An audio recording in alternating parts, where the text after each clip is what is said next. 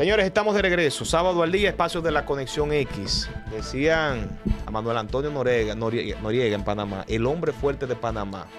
En esta ocasión yo tengo al hombre fuerte de Salcedo, el hombre que desde ahí, desde ese rinconcito, casi en el nordeste por ahí, de la República Dominicana, analiza toda la panorámica nacional, analiza todos los hechos que marcan básicamente el acontecer político. Rafael Santos, politólogo, periodista, escritor, está con nosotros. Gracias, hermano, por trasladarte a esta hora aquí a Sábado al Día.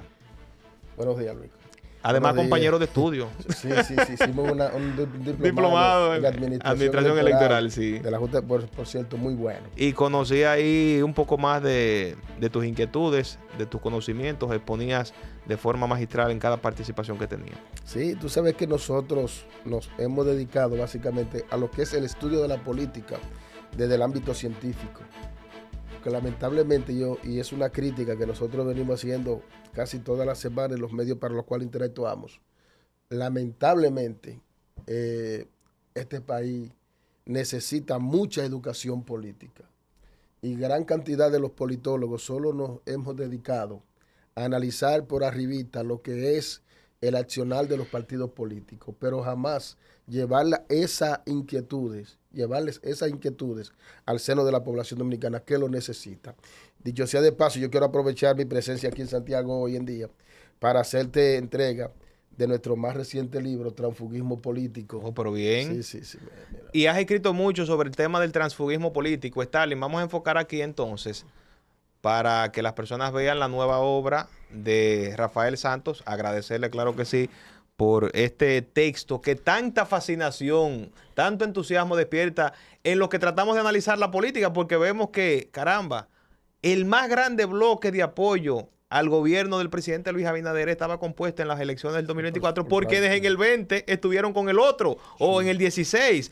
Transfugismo político, un tema pero hay interesante. Sí, mira, fíjate una cosa. Nosotros escogimos ese tema dentro de nuestra maestría de ciencias políticas, que fue nuestra tesis, porque precisamente lo que te explicaba ahorita, hace falta educación política aquí en la República Dominicana. Aquí se le llama tránsfuga a todo el que se va de un partido político a otro. Okay. Y no es así. No es así. Para tú ser tránsfuga, tú necesitas una categoría. ¿Esa categoría es moral? Puede ser, no, es una categoría electoral. Por ejemplo, tú perteneces al partido X, eres electo por el partido X, ya el hecho de tú haber sido sometido al escrutinio y ostentar una posición política electoral y te va para un partido político, ya eso es tránsfugo. Ahora bien, si Rafael Santos o Luis Manuel se van para un partido X del partido Y y no ostentan ninguna capacidad política electoral, no ha sido electo, lo que somos migrantes políticos. Migrantes políticos. Pero dentro del transfugismo hay 14 diferentes tipos de variantes políticas. Podría mencionarme 3 por lo menos. El transfugismo hacia la bancada oficialista, hacia la oposición mayoritaria, y el transfugismo topo, que es el más peligroso de todos. ¿En qué consiste ese transfugismo topo? El transfugismo topo es aquella persona política electoral, ostentando una capacidad política que haya sido electa, está militando en un partido político y le hace su servicio a favor de otro partido. Ese es una especie como de soplón. Bueno, porque ese es incluso el que incurre en alta traición al partido. Ese tipo de tránsfuga es el que hace el trabajo por debajo. Okay. Es, por ejemplo, en el caso que estamos viviendo ahora mismo, si Carlos Amarante Baré. ¿Te iba a poner el caso? Sí. Si Carlos Amarante Baré hubiese estado precisamente ahora, si hubiese sido una personalidad electa dentro del estamento electoral, pues fuera un tránsfuga topo. Porque a él se le está acusando de alta traición y de servir a otros intereses contrarios al partido de la Liberación Dominicana. Lo que vimos, por ejemplo, a nivel de las alcaldías, que fue una denuncia que hicieron recurrentemente los miembros de la oposición. Muchos alcaldes pasaban al partido de gobierno. Eso es transfugismo. Eso es transfugismo, sí, por lo que te explicaba ahorita. Eso es transfugismo hacia la bancada oficialista. El 4% que se ha aplicado mal, pero se ha aplicado en la educación dominicana desde hace 10 años, no ha calado todavía el punto ético de la política. ¿Cuándo vamos a tener los resultados éticos de esa inversión educativa? Cuando los partidos políticos analicen la situación interna dentro de sus entidades y cuando los partidos políticos se pongan los pantalones largos y trabajen en lo que es poner en ejecución lo que es el artículo del 36 al 40 de la ley 3318 que habla sobre la educación política de los partidos. Antes de meternos a las preguntas que tengo, puramente políticas. Esto es política. Esto es política pura, pero las puramente partidarias más bien. Las redes sociales lo ocupan todo, pero todo el mundo es politólogo. ¿Qué tan difícil es para el que estudia y profundiza la ciencia política enfrentarse a esa realidad de esta sociedad? Mira, fíjate, yo las redes, por ejemplo, mis redes sociales, yo las sé administrar de una manera, diríamos, hasta magistral. Y excúsame la inmodestia. Porque en mis redes sociales no cabe todo el mundo. No. No. Definitivamente, usted tiene que ser exclusivista. Sí. Cuando usted le abre la puerta a todo el mundo, usted se convierte usted cualquieriza prácticamente hasta su figura. Y uno tiene que ser exclusivista. Ya esta sociedad está para eso, ante tantos antivalores. Y entonces, decía Humberto Eco, ese gran lingüista, ese gran escritor del Nombre de la Rosa, que las redes sociales estaban inundadas de idiotas. Ay, sí. Hizo una premonición exacta. Exacto. Las redes sociales, tú dices, me duele la cabeza, aparecen 50,000 doctores que te dicen a ti, pero que muchos de ellos ni siquiera bachilleres son. Sí. Tú ves analistas políticos a borbotones.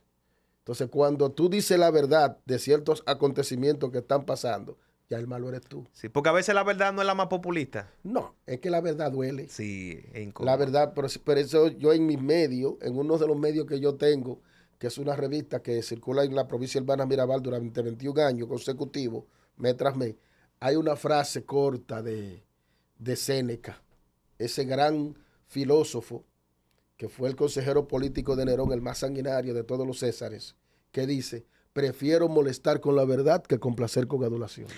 Mencionaste a Carlos Amarante Baré, la realidad del Partido de la Liberación Dominicana. Yo veo que en la narrativa se menciona los 20 años de gobierno del PLD, como que ya el PLD no volverá a gobernar.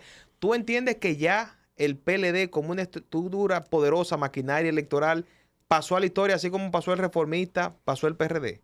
Mira, en mi artículo de ayer del periódico Hoy, que se titula La expulsión de Carlos Amarante Baré, yo analizaba ese tema. El PLD tiene posibilidades mientras sigan sus siglas, la tiene el PRD. Ahora bien, la falta de inteligencia política emocional y ese rencor que llevan muchos de sus dirigentes en contra de Leonel Fernández es lo que está imposibilitando el despegue del PLD. El PLD está anquilosado en un lejano tercer lugar. Y fíjate que solo ayer, y eso lo pueden ver en la nota que nosotros servimos en el periódico Hoy, creo que en la página 7, solo ayer 15 personas renunciaron del PLD. Y de esas 15 personas, hay una persona de ellas, que es el síndico de Jamagua Norte, tengo entendido, que es el único que está pensando seguir las instrucciones de Baré, porque supuestamente él tiene más afinidades con el partido de gobierno. Pero esas 14 personas que te estoy hablando, miembros todos prominentes del Comité Central del PLD, oye bien, y eso es lo peligroso, y se sobreentiende que si tú eres miembro del Comité Central, tú diriges una pequeña estructura, ya sea con presidente de intermedio o presidente de un comité de base, lo que sea, pero dirige una estructura dentro del partido. Entonces, esas personas se van a ir con Carlos Amarante Baré a la formación en las próximas horas de un movimiento político para la formación de un frente opositor, que al final de cuentas van a terminar abrazados a Leonel Fernández. Sin duda alguna. Eso es sin duda alguna. Ahora bien, ¿por qué está pasando todo esto? Eso viene desde el año 2019. 6 de octubre, sí, fatídico. Sí, eso viene desde el año 2000. No, que nadie se preste a confusión diciendo que eso viene de ahora. No. Eso viene de lejos. Eso fue cuando el pacto de las corbatas aquellas. Entonces, lamentablemente, Danilo Medina no ha puesto en el corazón, no ha puesto su intelecto, el corazón, al interior de lo que la base están clamando, que es una reestructuración profunda de ese partido de cara a una unificación precisamente con Leonel Fernández, que es el que más se parece a su ideología. Ahí viene el proceso, hasta al poquito de ideología que le queda. ahí viene el proceso interno del PLD y hay unas caras interesantes, muchachos. Danilo debe renunciar. Entonces, eso te iba a preguntar, pero una cosa es la renuncia sombra y otra cosa es la renuncia auténtica.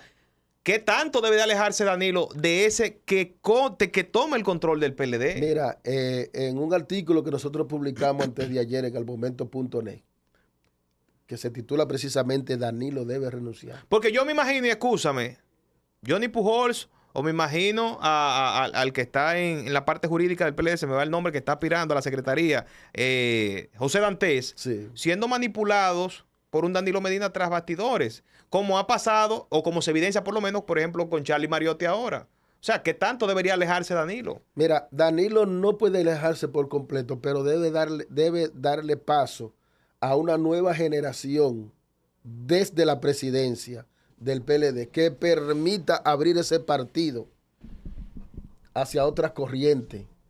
Porque, oye, Danilo solo cuenta con Miguel Vargas Maldonado fuera del PLD. Si hacemos un análisis objetivo de la realidad histórica de ese partido. Y depende, porque Miguel está tanto con Danilo como que puede estar con Leonel en algún momento. Mira, él está más cerca de Danilo, aunque Miguel es un camaleón político. Sí. Y eso es precisamente lo que ha llevado ese partido a donde está, al lugar histórico que está, que da pena. Claro. Que da pena, porque de ahí es que descienden todos los partidos políticos del PRD. Así es. En el caso de Leonel, 32% en las pasadas elecciones. El gran ganador. Sí, sin duda alguna. La gente está apostando que Omar, pero yo creo que Leonel vuelve a aspirar en el 28. Leonel va a aspirar. Y te pregunto, ¿para el 28 seguirá siendo determinante para esa victoria, una posible victoria de Leonel, aliarse o recibir el apoyo simbólico del PLD? Porque numéricamente no creo que el PLD vaya a sumarle quizás gran cosa. Mira, anoche, y yo te lo voy a enviar por WhatsApp ahorita, yo recibí en mi teléfono 20 renuncias más que yo no enumeré en mi reportaje que salió hoy en el periódico hoy. 20 renuncias más de miembros del Comité Central que se van para donde Carlos Amarante Baré. En estos momentos el partido de gobierno debe hilar muy fino, tiene que hilar fino con relación a su actuación de cara a su futuro electoral del 28. ¿Y por qué te digo esto? Mira, al PRM tiene 4 grandes retos en los próximos días. Y debe el PRM entender que no solo ellos tienen la razón. Y debe el PRM, sobre todo, entender de que tienen que ayudar a gobernar al presidente, tal y como es el discurso en un libro de reciente publicación del ministro de Educación Superior, Ciencia y Tecnología, Franklin García Fermín. Y se están perdiendo en su laberinto. Están matándose por una candidatura presidencial de tiempo, tal y como lo dijo Guido Gómez Mazara. Una carta que fue una palma de fuego. Tienen 4 grandes retos que son, número 1, el tema de los apagones que están volviendo. Lamentablemente. Número 2, la reforma fiscal. Número 3, la carestía de los artículos de necesidad que se podrían derivar de esa reforma. Y el 4, que es precisamente la candidatura presidencial. Entonces, el PRM tiene que hacer una reingeniería mental. Pero eso es rápido, eso no sí, es para mañana.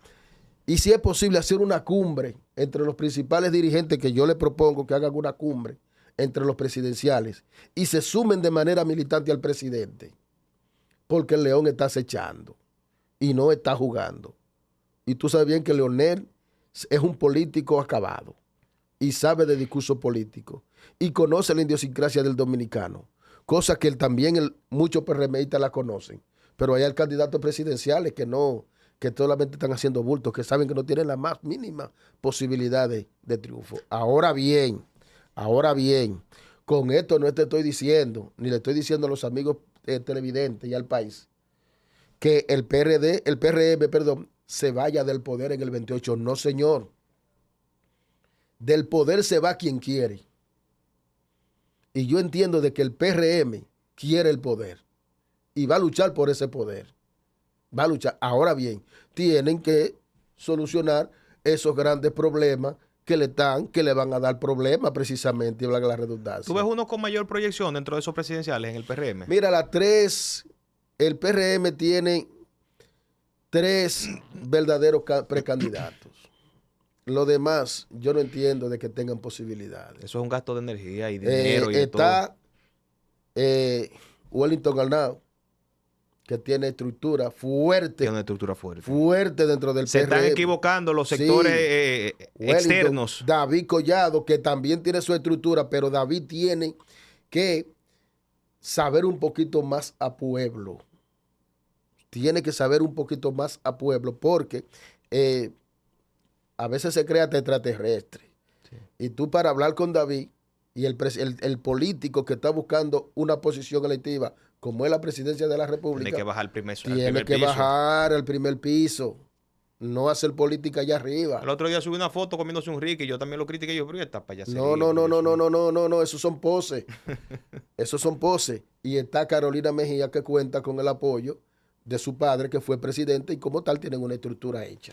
En el caso... Los demás, no te estoy diciendo de que no tengan posibilidades, pero prácticamente hay que entender, señores, la realidad de la política dominicana. Con el candado constitucional, ¿tú crees en la palabra del presidente? No va más. No, el presidente es un hombre de palabra. Okay.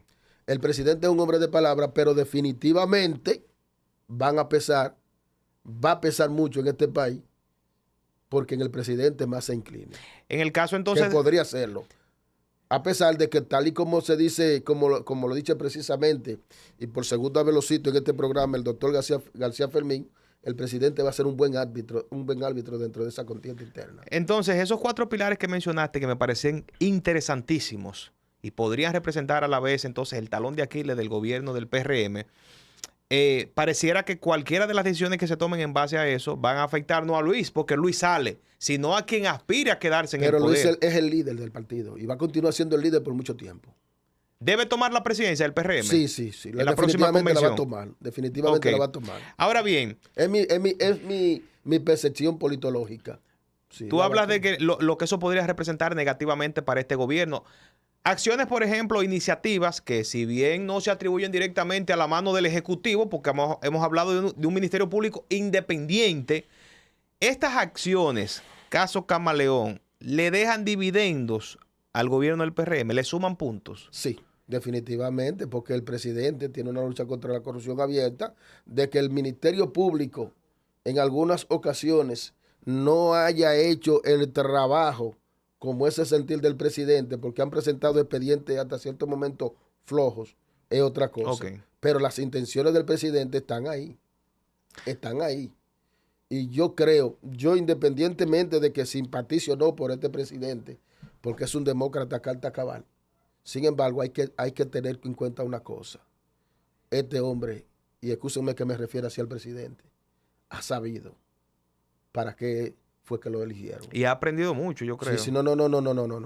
Tiene una madurez increíble. El presidente de la República tiene una madurez increíble. El presidente de la República es un hombre sensato. No habla mentira. ¿Me entiendes? Es un hombre que tiene los pies sobre la tierra. Rafael, geopolíticamente, ¿se le ha ido la mano al presidente Abinader con los elogios y el acercamiento a Estados Unidos y ha gestionado correctamente este conflicto con el hermano Estado de Venezuela? Mira, si tú te pones a reflexionar, una reflexión muy profunda sobre la situación de Danilo Medina, ¿de dónde vinieron sus primeros conflictos internacionalmente hablando? Fue precisamente por él pretender un acercamiento muy pronunciado hacia China, hacia el bloque opuesto en cuanto a la estructuración de la geopolítica. Entonces ahí viene el problema con Danilo Medina, la apertura que le da a China. Este presidente, te dije ahorita, es un hombre sabio y se ha arrinconado un poquito más a favor de los intereses norteamericanos, que para nadie es un secreto. Un poquito más, ¿no? Sí, sí, se ha Abiertísimamente. abierto, sí, hasta el extremo de que en la más reciente cumbre tú sabes dónde sentaron al presidente. Sí. ¿Me entiendes? Eso fue un mensaje Y fuerte. eso fue un mensaje fuerte. Sí, sí. Sí. Incluso algunos sectores internacionales dicen que el presidente es el vocero en Latinoamérica de los intereses norteamericanos. Hasta cierto punto yo creo que es así. Pero él está pichando su juego.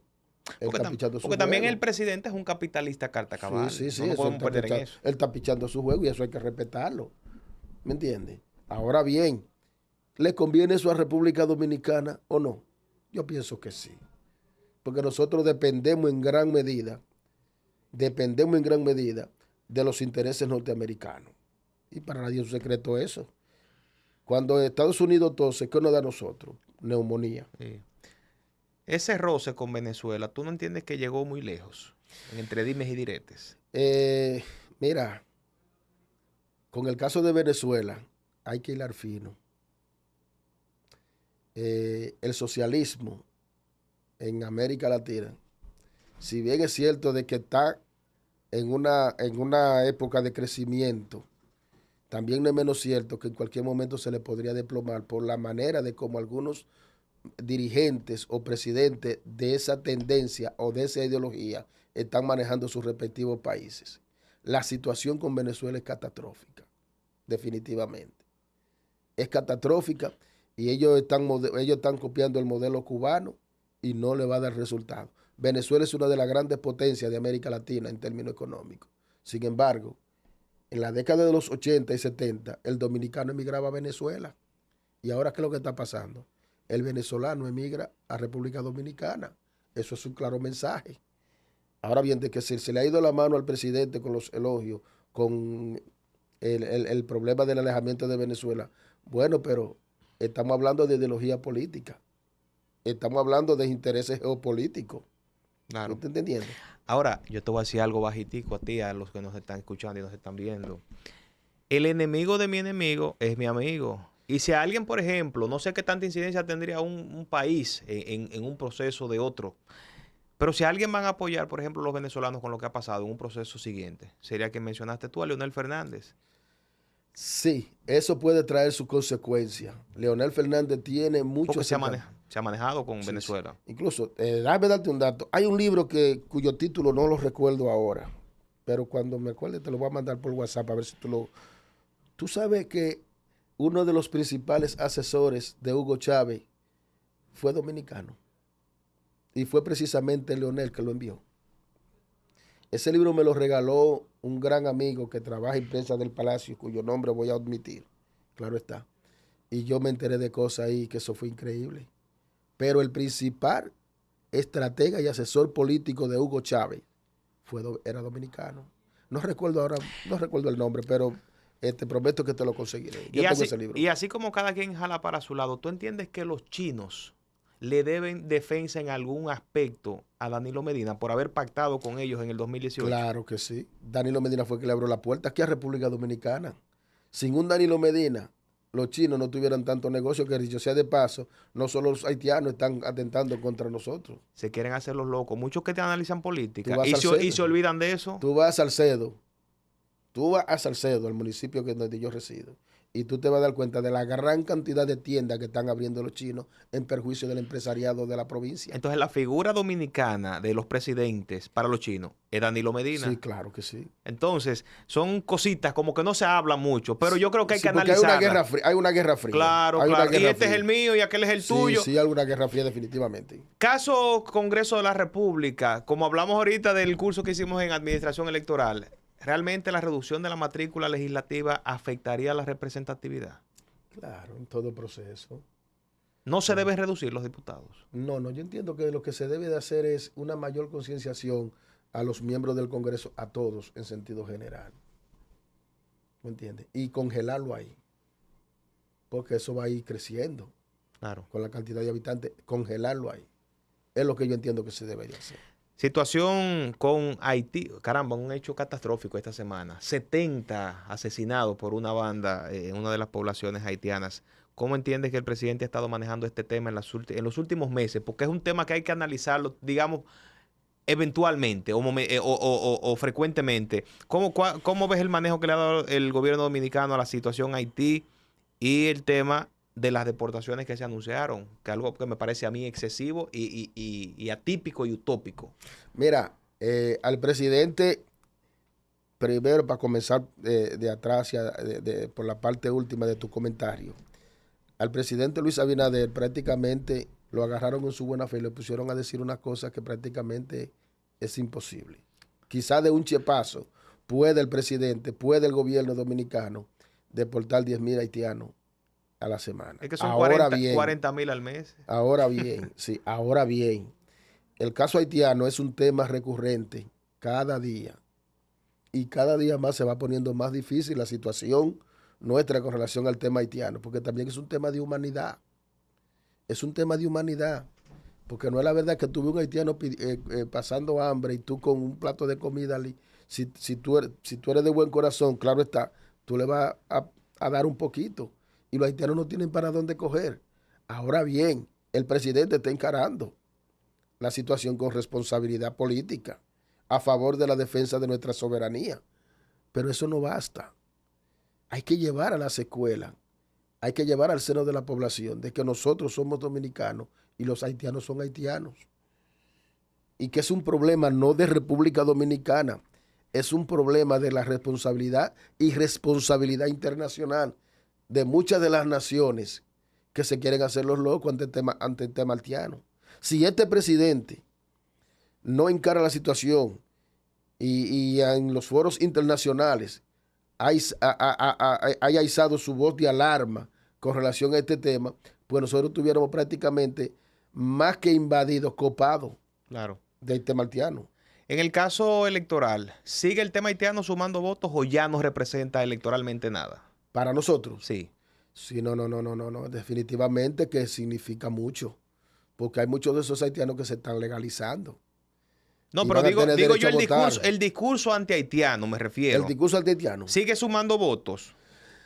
Eso habría que verlo de la manera en que se diga ese discurso. Porque hay mucha pasión ahí. Sí, porque, por ejemplo, mira, yo hace varios días escribí un artículo en el periódico El Nacional sobre 3 personalidades que llevan la voz cantante históricamente con relación al tema haitiano y lo han hecho con sobrada inteligencia política emocional, que son Consuelo de Pradel, una nacionalista carta cabal.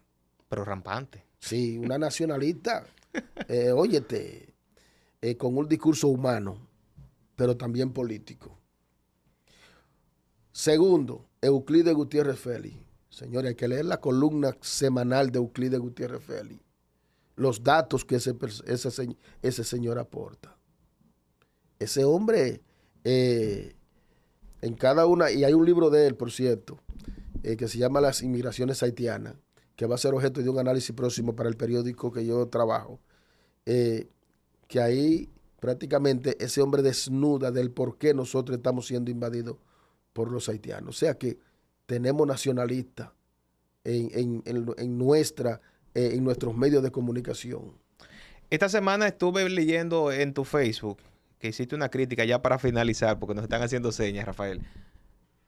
Tú te quejabas como que el turismo no está impactando en la zona del norte-oeste, pero yo veo que Puerto Plata está bien y yo creo que ha habido muchos aportes desde este gobierno. Paliza ha hecho mucho por el turismo en esa zona de Puerto Plata.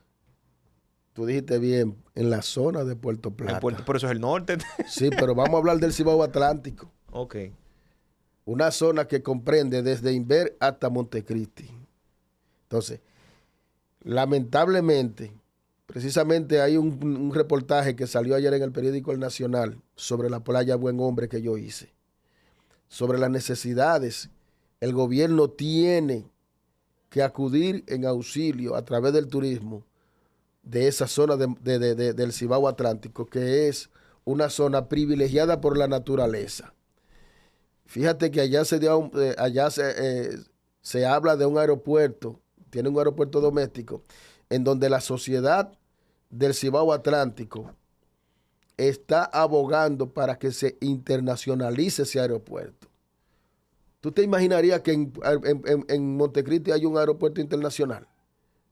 Lo que eso significaría para la economía del Cibao Atlántico, desde Maimón hasta Montecristi, cubriendo Dajabón, Santiago Rodríguez y toda esa zona. Y hace falta. Hace falta. Claro. Entonces hace falta que el gobierno, a través del turismo, haga las inversiones del lugar, las infraestructuras del lugar a través del INAPA, como están pasando en Buen Hombre, carreteras, caminos vecinales, educación vial y todos esos elementos que van a despertar un monstruo que es el Cibao Atlántico, que dicho sea de paso, nosotros queremos felicitar al principal promotor de esta zona, que lo es precisamente el presidente del Consorcio Empresarial Cibao Atlántico, el empresario Danilo Rafael Guzmán Danilito, junto con Henry Castro, el alcalde de Villavasque, están haciendo maravillas para que esa zona se dé a conocer. Rafael Santos, politólogo, analista, de una forma magistral, yo creo que nos ha explicado muy bien, interesantemente, sobre varios puntos de interés. Gracias por venir, hermano. Gracias, Luis Manuel. Estamos a la orden. Tú sabes no, y esto hay que repetirlo porque hay muchos temas que quedaron pendientes.